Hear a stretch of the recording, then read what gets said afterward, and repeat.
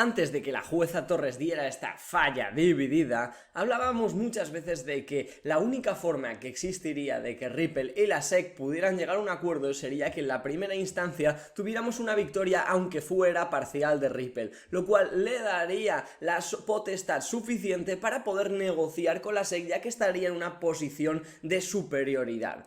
Acuerdo que acabaría cerrando todos los litigios que tenemos actualmente contra las ventas institucionales, dejando funcionar totalmente el ODL de Ripple, los cuales también estarían totalmente sujetos a la posible salida a bolsa de Ripple dentro de los Estados Unidos, de su IPO. Y vamos a ver todo eso en detalle. Lo primero que voy a hacer referencia es al documento que salió ayer, donde la jueza Torres le transfiere directamente el caso a la jueza Sarah Netburn. Una jueza que, como ahora vamos a ver un poquito más adelante, no está en absoluto a favor de la SEC. Eleanor Terret comenta lo siguiente: para ser claros, el juez Netburn sugiere que ambas partes acuerden algunas fechas posibles para una reunión de conciliación. Sí, creen que es productiva en este momento. Esto no significa que veremos un acuerdo en 6 u 8 semanas. Significa que si deciden una fecha, tendrán que programarse de 6 a 8 semanas antes de la fecha deseada debido a la apretada agenda de la Corte. Mientras tanto, una o ambas partes podrían negarse a celebrar una conferencia de conciliación simplemente no llegando a un acuerdo cuando llegue esta conferencia. Es decir, la jueza actual que se va a hacer cargo del juicio de las partes que aún quedan por litigarse, que son las ventas institucionales y la demanda Brad Garlinghouse y Chris Larsen, lo que está pretendiendo es ver si ambas partes, en vez de ir a la Corte Suprema, pueden llegar a un acuerdo antes. Por otra parte, en este documento, que fue el primero que salió ayer por la tarde, que generó un montón de confusión que ahora vamos a entender, Eleanor Terret nos comenta: preguntando a todas las grandes mentes legales que conozco y abogados como Jeremy Hogan, viene en mi ayuda. Esto es básicamente solo un formulario que establece que la jueza Netburn se hará cargo del caso hasta la fecha del juicio para los acusados individuales. La marca de la casilla de acuerdo no significa nada. Como podéis ver, aquí está marcada la casilla de acuerdo, y también para que se inicien ciertos aspectos periciales. Ayer vimos muchos usuarios de Twitter con esta noticia decir ¡boom! Esto va a llegar a un acuerdo y qué buena noticia. A lo que Mark Fagel, recordemos que es un ex trabajador de la SEC, comenta: esto no es un boom, sin importar cuántos sistemas operativos agregue. La misma orden se ingresó hace 2 años. Ahora se modificó para autorizar al magistrado a considerar la programación previa al juicio y el posible acuerdo. Que no significa esto que se esté discutiendo un acuerdo ahora mismo desde dentro por parte de Ripple y la SEC. Algo que tenemos que tener muy presente de todo lo que va a venir ahora, como nos dice Jack, Sarah Netburn es la jueza que declaró con respecto a este caso que la SEC carecía de lealtad fiel a la ley. Por lo tanto, es una buena jueza, considero, por lo menos como holder de XRP, como posible inversor en Ripple, para que se haga cargo de este caso, ya que no está del todo a favor del organismo regulador de los Estados Unidos. Somos optimistas independientemente de lo que suceda en esta prueba, que prácticamente no tiene que ver con XRP. Los poseedores de XRP ya ganaron, se ha decidido. La ley actual en los Estados Unidos, XRP en sí mismo nunca es un valor. Para los que digáis que la jueza realmente dictaminó que XRP es un valor a veces, y sobre todo pues en función de cómo se empaquete, en la página número 15, como vimos al abogado legal de Coinbase decir, se establece que XRP es un activo digital que en sí no es un valor, pero a veces, según cómo se empaquete, podría representar un valor. Y ahora diréis: es que esto puede apelarse, ya, pero la jueza Torres le ha dado la claridad jurídica, podríamos decir que le ha dado el pase regulatorio de forma totalmente legal a XRP, porque recordemos que Ethereum tuvo un pase regulatorio, pero simplemente por una opinión la cual no fue juzgada ni meditada y solamente seguía intereses varios. Una noticia fantástica para todos nosotros holders de XRP, que nos va llevando directamente a este posible acuerdo, es cómo los bancos de Estados Unidos van a utilizar XRP. Aquí tenemos a Joseph Endoso, que quiero que sepas que él es el CEO de Link2. Link2 es la empresa a través de la cual podemos comprar actualmente acciones de Ripple. Por lo tanto, él está en contacto con Ripple para poder comercializar estas acciones. Por lo tanto, tiene información, y lo que vas a escuchar a continuación tiene mucho sentido. In my experience, they say any good attorney never puts someone on the stand and asks a question unless they already know the answer to it. Well, Stuart Alderoty's a pretty measured guy, and it really struck me when he did that article, when he was in that article in CNBC today, where he said he believes that U.S. banks will begin to use XRP. And when I read it, I was sitting there thinking, this guy is not the type of guy that says something like this unless he already knows. So my question for you, Joe, on that is, do you think that there's going to be some U.S. bank announcements coming for use of XRP? Yes, I don't know in what time frame. I would imagine it would be after there's a settlement with the SEC, just knowing, banks and how risk averse they are. But you're right to pinpoint Stu as having made that statement because, if you look at Stu's background, he actually worked at one of the largest global banks, HSBC. And that's a bank that's heavily involved in the international payment system as well. And they're the largest processor of trade letters of credit around the world. And so I wouldn't be surprised if, other than the U.S. bank, HSBC also is one of the adopters of this technology going forward.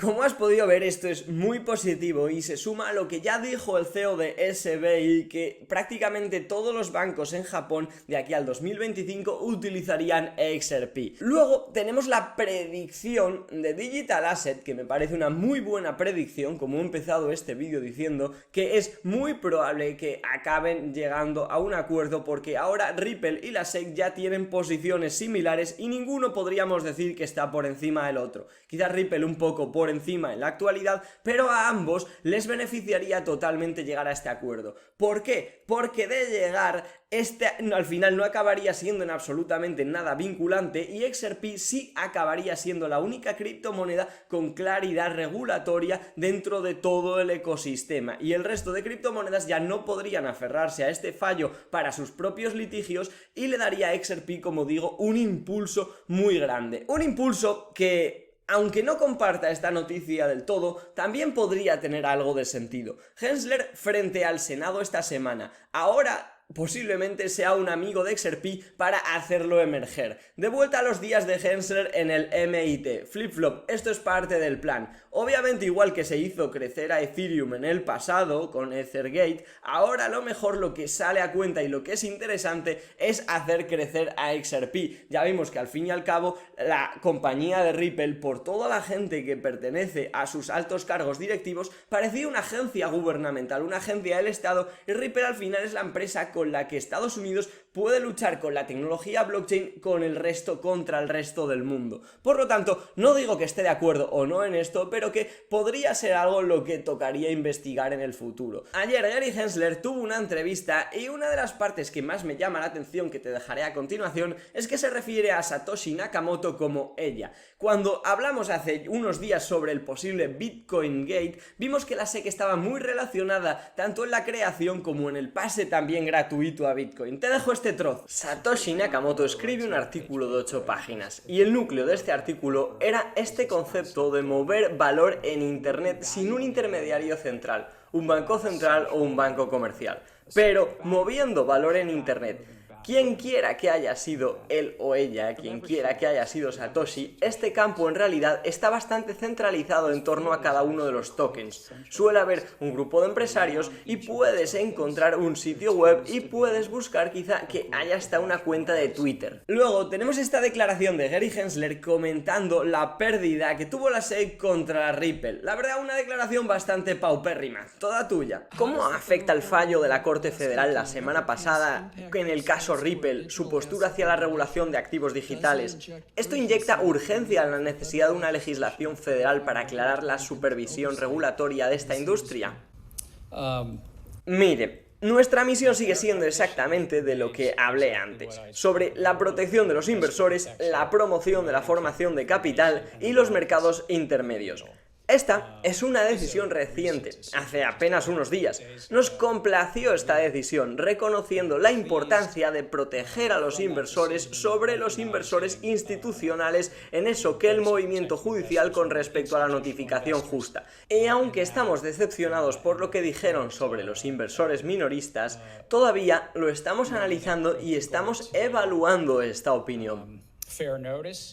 Realmente me ha sobrado tiempo, pero voy a dejar esta parte porque me encanta cómo se le caen ahora todos los papeles al chico de la derecha. Ahora, hablando de las apelaciones, que muy probablemente estas no acaben ocurriendo, ya que Ripple no tiene motivos para apelar, y la SEC tampoco, porque al final de hacerlo acabaría siendo un fallo totalmente vinculante, y como estás pudiendo entender, nos dirigimos totalmente hacia un acuerdo. Tenemos estas declaraciones de Jeremy Hogan, que dice: después de que se dicte la sentencia definitiva, cualquiera de las partes tiene 60 días para apelar, pero todavía no tenemos una sentencia definitiva, por lo que una apelación de la orden del juez Torres sería una apelación interlocutoria, por lo que pueden ver en las reglas, tienen 10 días para anotar una apelación interlocutoria, que solo teniendo en cuenta los días naturales, estaríamos hablando que sería el 27 de julio, el día que caducarían estos 10 días para que la SEC pudiera llegar a poner una apelación interlocutoria a las ventas programáticas, a este fallo que tuvo la jueza Torres para las ventas secundarias de XRP en todos los exchanges. Luego tenemos esta conversación entre Linda P. Jones, que recordemos que vimos hace tiempo un vídeo de ella donde nos daba una valoración bastante exhaustiva sobre cuánto podría llegar a valer la empresa de Ripple teniendo en cuenta y sin tener en cuenta el escrow y hasta qué punto podría llegar en el futuro. Está manteniendo una conversación con Joseph Endoso, que recordemos que es el CEO de LinkTube, donde podemos comprar acciones de Ripple, y aquí Joseph nos está explicando en detalle, recordemos que él tiene contacto con la compañía de Ripple muy directamente. Aquí es donde nos está explicando por qué Ripple sí va a empezar a cotizar en los Estados Unidos, y esto también podría formar parte del acuerdo, que la SEC acabará diciendo: vale, XRP en el mercado secundario no es un valor porque ya lo ha dictaminado la jueza, XRP que vendiste en la ICO es un valor, eso me lo aceptas, pagas una multa, pero también te dejo libre para trabajar con tu ODL y que todos los bancos estadounidenses puedan empezar a utilizar XRP y que todos nos veamos beneficiados de esto, pero vas a empezar a cotizar en bolsa en los Estados Unidos. Te dejo el trozo del vídeo. Why?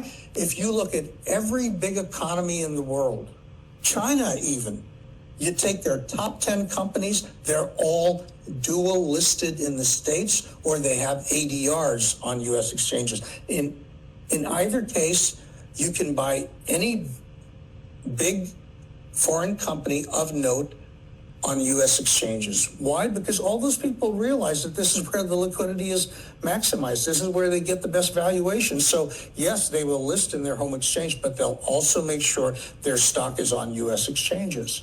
So if you're a U.S. company, why would you want to do the opposite? All your foreign counterparts are coming here. So I'm just a firm believer that this is more negotiation than reality. Because when you look at the actual practicalities of it, there's not a lot to be gained by moving the company or by listing overseas. Muchas veces hemos hablado de que un punto muy importante que tiene Ripple dentro de su junta directiva, una de las personalidades que más hace confiar a muchas personas a la hora de invertir en XRP o querer invertir en Ripple, es la personalidad de Rosie Ríos, que recordemos que era la ex jefa del Tesoro de los Estados Unidos durante los mandatos de Obama y acabó renunciando a este cargo para trabajar directamente en la junta directiva de Ripple.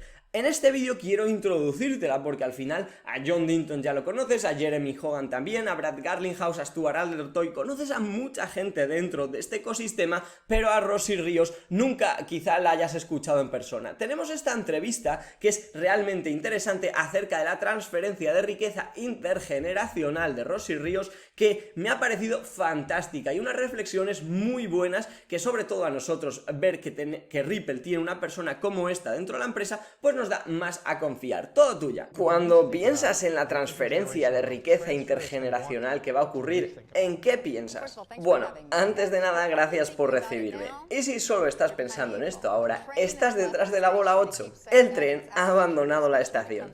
Sigo diciendo eso y es absolutamente cierto, especialmente cuando se trata de este tema. Entonces, lo que la gente debe saber sobre la riqueza intergeneracional es que ya está sucediendo, ¿verdad?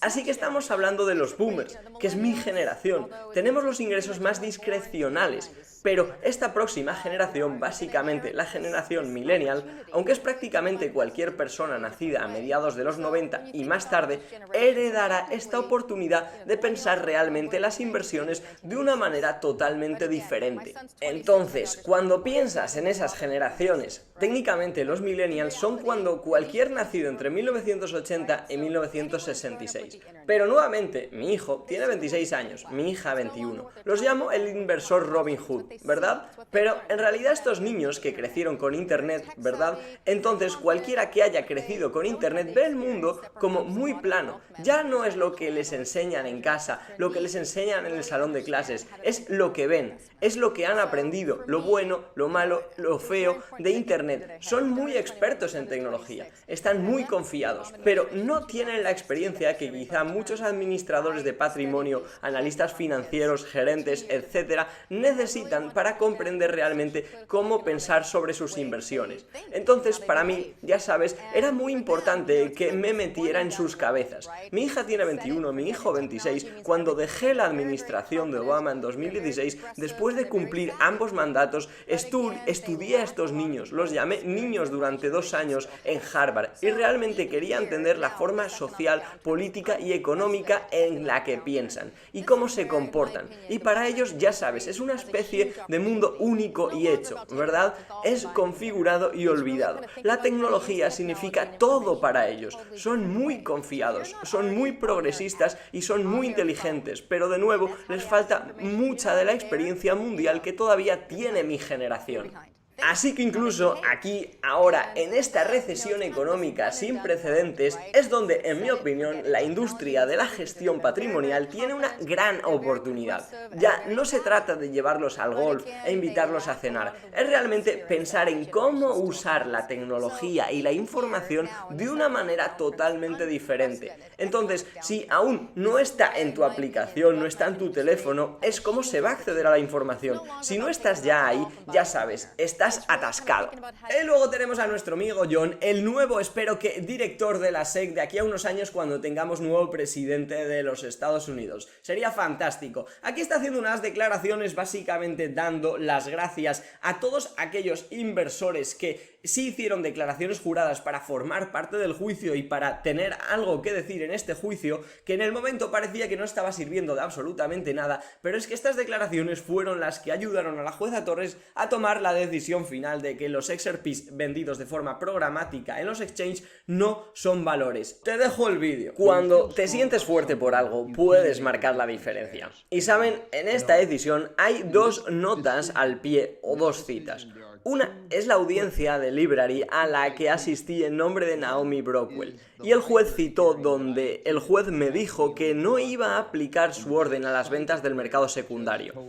Esa es una nota a pie de página en esta decisión. Y luego también hay una citación en la que el juez citó 3.600 declaraciones juradas que presentamos en nombre de los titulares de XRP. Entonces había mucha gente que se preguntaba ¿por qué estamos haciendo esto? Y estos titulares de XRP que decidieron que querían ser escuchados realmente marcaron la diferencia. Está en la prueba. Ella no tenía que citar esas cosas y lo hizo. Entonces solo alentaría a las personas que siempre vean algo. Tengan el coraje de hablar, porque puede marcar la diferencia. Y con el precio de XRP hoy en los 0.74 me despido. ¿Te ha gustado el vídeo? ¿Te ha aportado valor? Pero sobre todo te ha entretenido y has conocido cosas nuevas. Te pediría un buen like. Y si es la primera vez que estás en el canal y te interesa todo el contenido relacionado con Ripple, XRP, las coletillas que está trayendo la demanda y al final si va a acabar llegando a un acuerdo o en la Corte Suprema o cómo va a acabar, temas regulatorios, temas legales de criptomonedas, créeme que este es tu canal. Muchísimas gracias por tu tiempo y nos vemos en el siguiente vídeo. Adiós.